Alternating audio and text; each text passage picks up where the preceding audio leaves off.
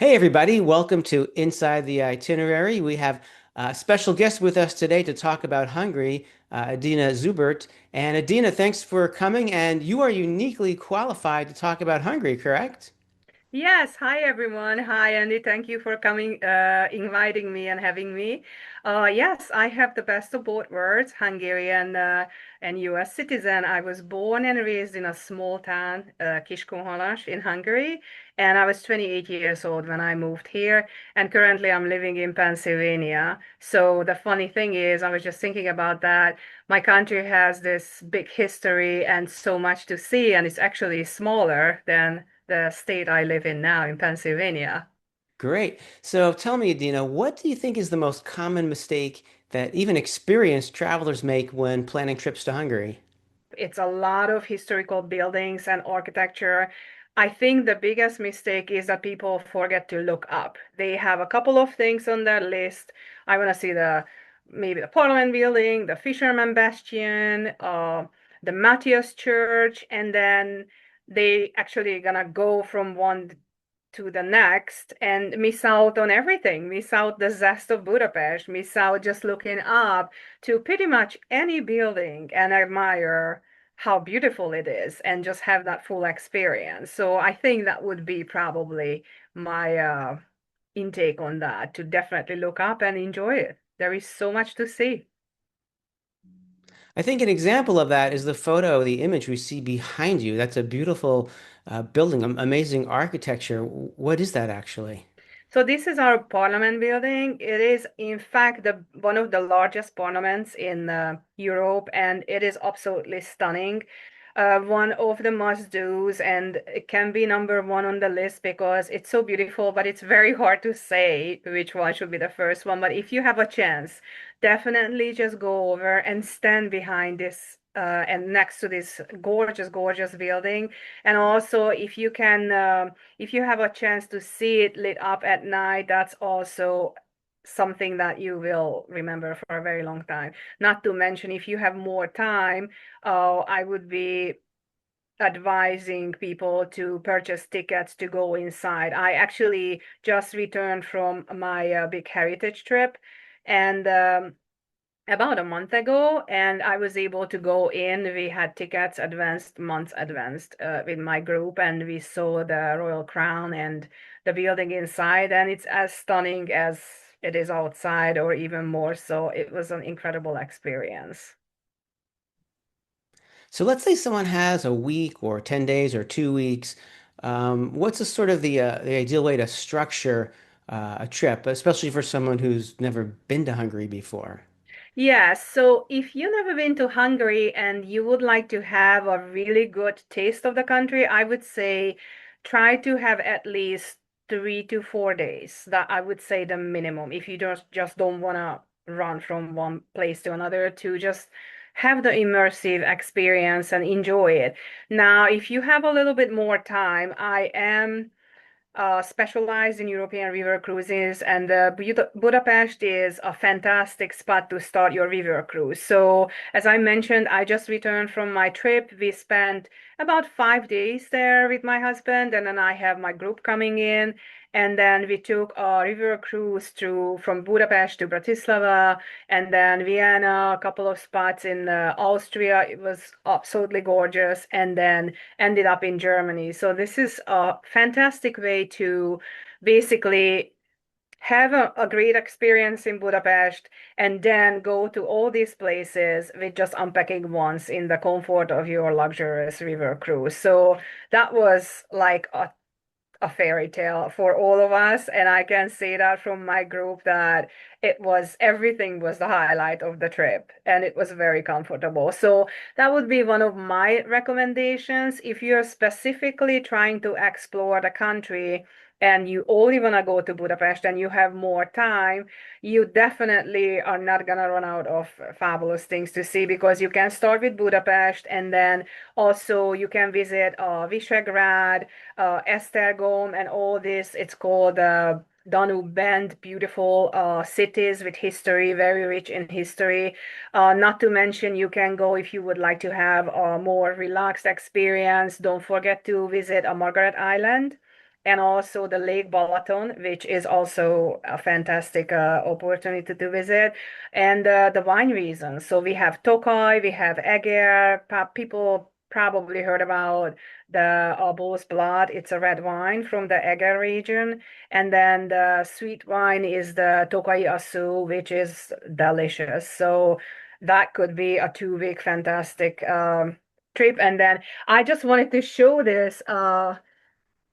My little town, Kiskunhalas, is very famous from the lace making. So my mom brought this little pin for me. It's actually made, handmade with lace, and it's the red, white, and green, our flag. So if people would like to do something like that or into something different, then that would be also a great experience. Can you think of one thing that is a splurge that, regardless of someone's budget, you definitely recommend that they do because it will really transform the trip above and beyond the. It sounds like the river cruising may be your answer to that question, but is there Yes. something other than that that's just absolutely worth it that they should spend the money on? Yes, I mean, Andy, I have a whole list, but honestly, yes, having an open balcony and just have the experience of letting this beautiful landscape passing by from the comfort of your luxurious balcony stateroom, it's just definitely that would be number one. Now, secondly, if we focus on Budapest and Hungary, and if you do all your sightseeing and your legs are gonna be fried. That's what happened with us. We did 20, 25,000 steps a day. So, you do this for a couple of days. And for me, I think, and my husband, day four was like, okay, the legs are really tired. So that's when I would say go and just dedicate half of your day and go to the Széchenyi bath. So we have so many amazing thermal baths in Hungary, but Széchenyi Bath to me is a perfect place to visit for a first timer because you have the stunning architecture and then you get to, I mean, just picture this. This was our experience. We got there early for opening hours and it was still chilly a little bit. It was end of April, I would say 55, 60 degrees. And then you go into this amazing open, like pool outside and it's warm and it's steaming and you're sitting there and you're looking around and you don't believe your eyes how stunning the building is. And then they have a chamomile steam room inside and so many different smaller pools that you can go in and those are all different types of water. So I would say to me that would be the second that I would definitely recommend. And thirdly, if somebody likes food, I'm a big foodie myself.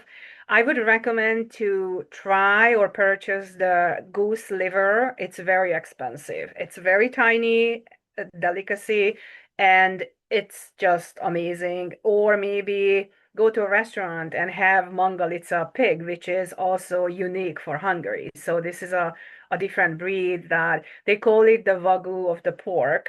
So that would be another thing that I would recommend people go out with the good Hungarian wine, the good food, and just enjoy yourself.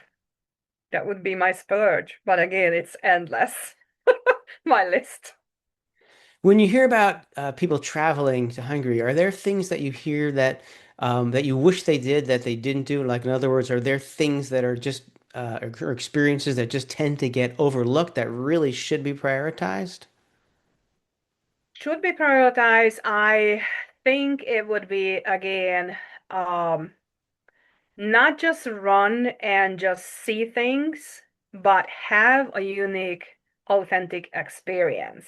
Meaning, Budapest is beautiful. You're gonna see a lot of touristy areas, but if you really want to know the country, just please go off the beaten path. And it's as simple as you can hop on a beautiful historical the subway, or you can hop on a tram and just go out a little bit from the tourist area and have that good ole goulash, the real thing that, maybe they don't even speak English, but, have that from the old lady, like it would be your grandma making the goulash. Have a big langos, the fried dough, again with the sour cream and garlic and the cheese, and like just ha try to have the real things. Like for example, we have the chimney cake, and the chimney cake originated from Hungary, and it's called kürtös kalács.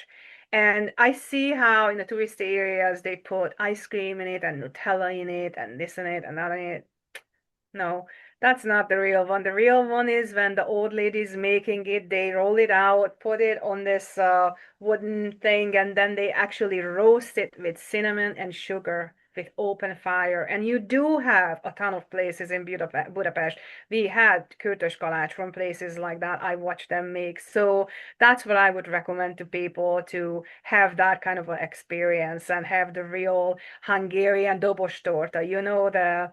Uh, the real or a creamish, it's a custard, the real delicacies that we eat there. That would be my recommendation. Are there any best times to go or any times to avoid going?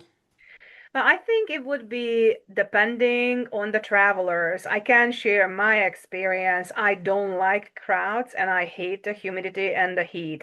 While it's not as humid as it is here sometimes, but I just don't like very warm, like times of the year and many people. So my recommendation is April, May, end of April, May, and then also September, October, maybe even a little bit of December, I mean, November, beginning of November. It's spectacular. I mean, the springtime every year is the rebirth. We just witnessed this and it was spectacular. It's still kind of well, the trees were coming out, but to go over and see everything blooming, the tulips, the flowers, or the green trees, the grass, it was just a renewal. It was amazing. Also with the fall, the leaf changes.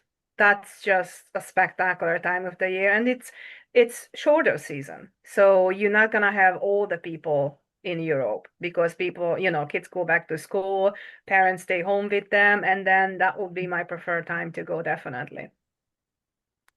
You've sent so many people to Hungary. When you have heard their feedback, was there one big wow moment that they all seem to talk about that they just never saw, never thought about, they never saw it coming? We did have it to see Budapest lighting up at night, and if you can just walk and see it alongside the Danube, or if you have a chance to do a beautiful river cruise, not the river cruise I was from going from Budapest to Germany, but just a local one, book like a 1 hour with a glass of Prosecco or with a beautiful dinner. They have many, many companies. So if you can, again, you have to do that ahead of time. But if you can do that and you see the lights coming up on the Parliament Building, the Buda Castle, the Matthias Church, I mean, it's like magic. So that was definitely a highlight to all of us. Also, the bath experience, going to the Széchenyi bath was, we all agreed that that would be very, very sorely missed if we wouldn't squeeze it in. So that's definitely, and if you can see the Parliament building inside, that's also something that I promise you're never gonna see anything like that. You mentioned earlier that there's a lot of walking. At one point, you mentioned 25,000 steps per day. Is there going to be an issue with anybody with accessibility or mobility issues? Well, it was just our goal because when we travel, we try to see everything. So we did walk a lot, but I did have people with knee problems in my group, and basically the best part is, for example, I took this river cruise with Avalon Waterways, and they had a separate group for gentle walkers. So they took their time with a slower pace, and they still enjoyed their time. So what's important is, for example, in Budapest, if you're 65 or older, then as it is right now, you can ride the tram, the metro, the trolley for free. All you have to do is show your ID. So, for example, I recommended to my clients to just take, for example, the scenic tram ride. So that would take you from all the way around the Parliament building, alongside the Danube, and then you get to see the Buda Castle, Matthias Church, um, the Fisherman Bastion. It's very scenic, the chain bridge. So the best part is you can do as much or as little as you like, and you can still get around.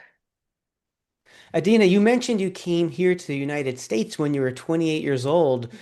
Was there anything that surprised you coming from Hungary to the US? Yes, actually, I was very surprised when I started talking, and I still have this amazing accent, right? My husband is telling me I can never lose it. I don't think I could, even if I wanted.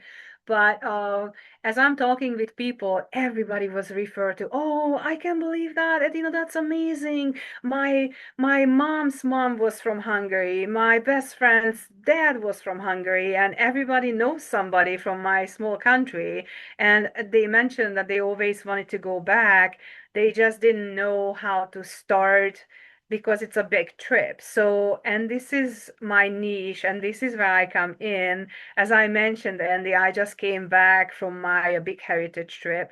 After 25 years, I went back and took my husband. It was his first visit in Europe, and it was just amazing. So I can completely see it through my husband's eyes, see it through my eyes. So if anyone has the urge to go home and they just don't know how to start, then start with me. And I would be more than happy to share my recommendations and all my insight and first-hand experience. And even better, if they would like to visit more countries, like I mentioned, it's the best way to travel, to have a couple of days in Budapest and then followed with a beautiful river cruise. Because mine as well, if you go over once, see as much as you can. Come home with everlasting, amazing experiences. Well, for anybody watching who would love for Adina to put together a trip to Hungary for them, there's a QR code right over your shoulder. You can click that QR code. That will take you right to Adina's website. And there's a phone number right underneath the QR code. You can pick up the phone and call Adina as well. Adina, this was really wonderful. Thank you so much for joining us and talking about a country that you obviously know oh so well. Oh, thank you so much, Andy. I'm very passionate about my country and very happy to share it all with everybody. Thank you for inviting me. Absolutely. Take care, everybody.